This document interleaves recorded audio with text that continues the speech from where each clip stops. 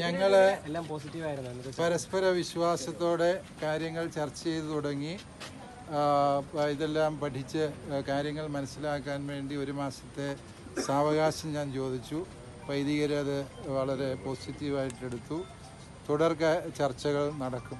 അതാണ് ഇതിനെ സംബന്ധിച്ച് പറയുന്നത്. വൈദികരുടെ പ്രാർത്ഥനായജ്ഞമൊക്കെ അവർ അവസാനിപ്പിക്കും. അതായത് വണ്ടിയുള്ളവരൊക്കെ ഇന്ന് തന്നെ പോകും. വണ്ടി ഇല്ലാത്തവർ കുറച്ച് പേര് ഇവിടെ വെയിറ്റ് ചെയ്യും. അല്ല, ചിലപ്പോൾ കിടക്കും. രാവിലെ വരെ എഴുന്നേറ്റ് പോകും. ഈ പ്രശ്നപരിഹാരത്തിന് പുതിയൊരു തുടക്കമാണെന്ന്. പ്രശ്നപരിഹാരത്തിൻ്റെ പുതിയ തുടക്കം തന്നെയാണത്. സഭയെന്നും പ്രശ്നരഹിതമായിരിക്കാൻ ആഗ്രഹിക്കുന്ന ഒരു പോസിറ്റീവായ ഒരു ഔട്ട്കമാണ് ഉണ്ടായത് എന്നാണ് എൻ്റെ ഒരു വികാരവും വിചാരവും.